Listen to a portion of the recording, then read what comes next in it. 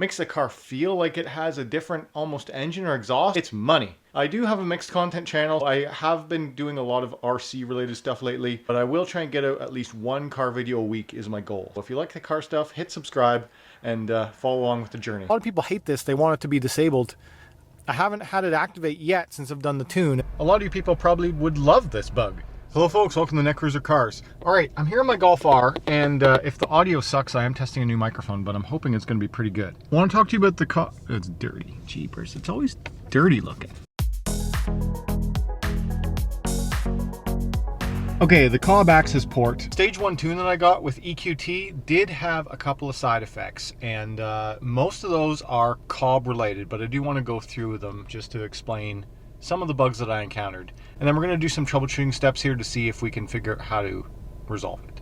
I also learned that I've been launching and quickly accelerating with my DSG car incorrectly all along. I'll make a separate video about that. There's a little teaser. If you like the car stuff, hit subscribe and follow along with the journey. I'm sure a lot of you would love to lose start stop, but it is a feature that technically I have now lost, and it should function. So I'm going to try and do some troubleshooting stuff for COBB to try and figure that out. It apparently is specific to 2018 Golf R models. What I'm going to do, and what they've asked me to do, is to flash on their own Stage 1, and then if it still doesn't work, flash on Stage 0 and see, is it a problem with my custom tuner's tune or is it a problem with COBB? I expect it's going to be a problem with COBB, but we will soon find out. Let's go into tune. I'm going to change my ECU map.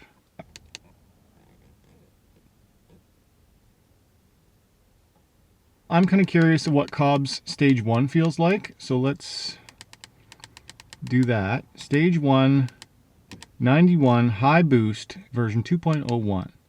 So let's do that. Starting car.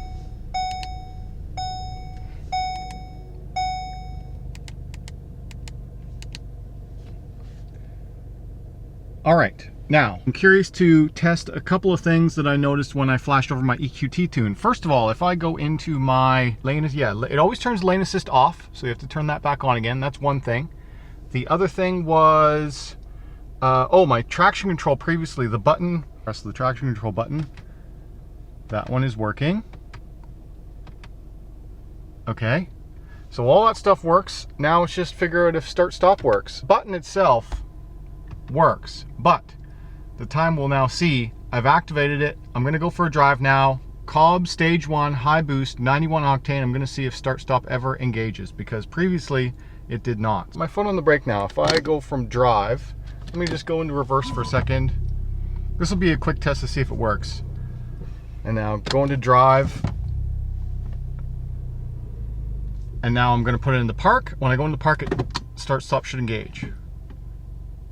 Nope, and it did not. It gives me that symbol that start stop is not working, even though start stop is engaged. Still is happening on Stage 1. I want to go for a drive with it, feel what Stage 1 COBB feels like versus my Stage 1 EQT, and then I'll come back with a summary and we'll try Stage 0 to see if it fixes it. I'm going to monitor knock sensors and stuff. I do have a tank of 94 octane in. That's the other thing I've been testing is 91 versus 94 octane. So far 94 octane has given me a little bit less knock, but only numbers wise. I cannot feel the knock 91 to 94.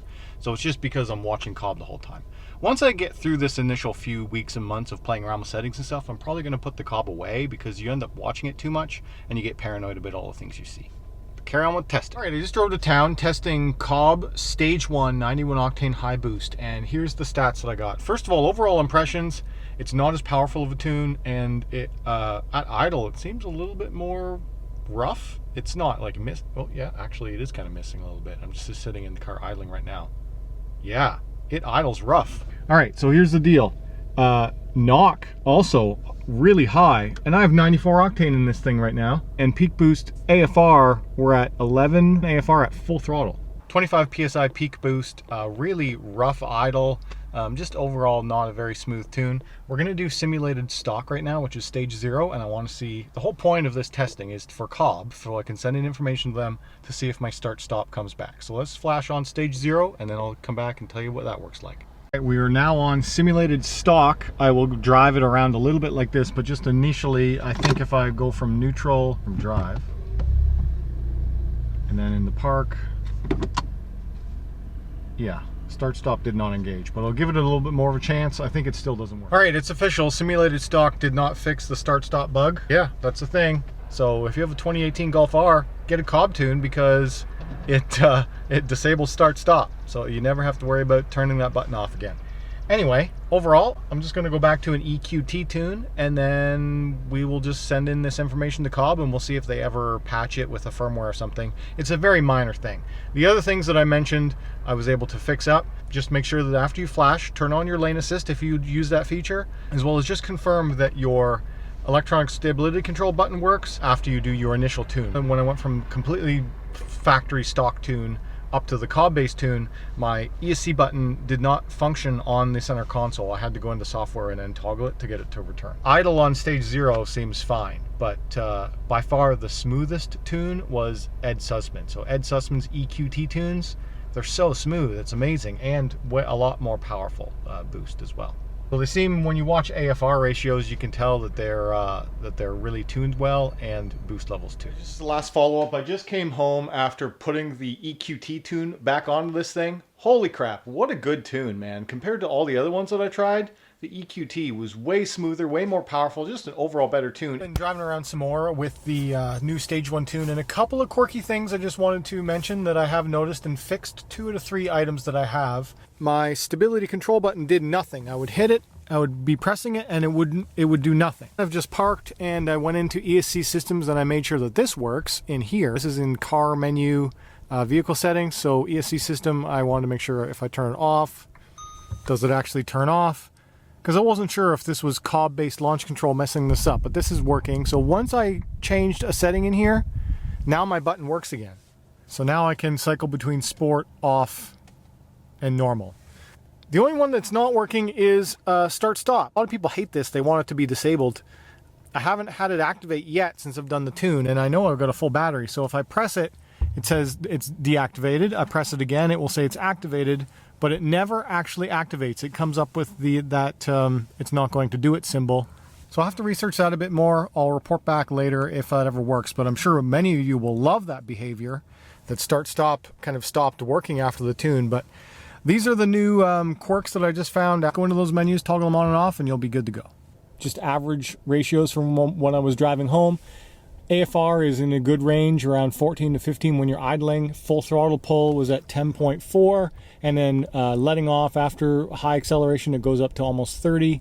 And then for boost pressure, I was monitoring the relative manifold pressure. That is a 28.7 PSI boost, which is great because stock is 18. So I am getting 10 PSI higher than stock. That's where majority of where the extra power comes from. That's excellent. Here's my intake air temperatures. This is in Fahrenheit. It's currently 12 degrees Celsius out. And on my cruise home where I was not pushing it, I was just kind of idling along, using normal cruise control ability. Intake air temperatures at 88 degrees Fahrenheit. And it peaked at 145 when I was doing some short little pulls. And lowest it read was 61.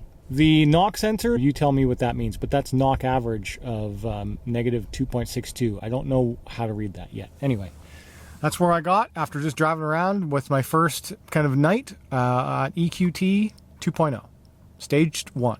All right, guys, if you enjoyed this video, hit that like button. If you're new around here, subscribe. If you want to talk to me, leave a comment down below. And as always, thanks for watching. I'm going to try and get you some crackles and pops. Never had that before, so let's see if we can get it now. It's probably better to be right behind it, right?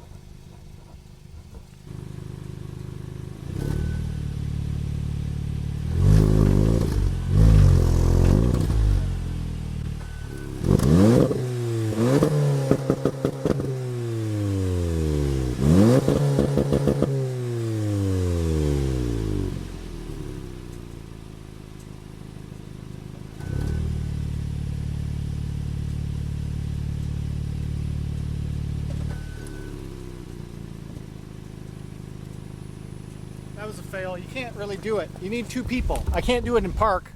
It won't do it in park, and I was brake boosting, and that's not good for it, so yeah, it didn't work.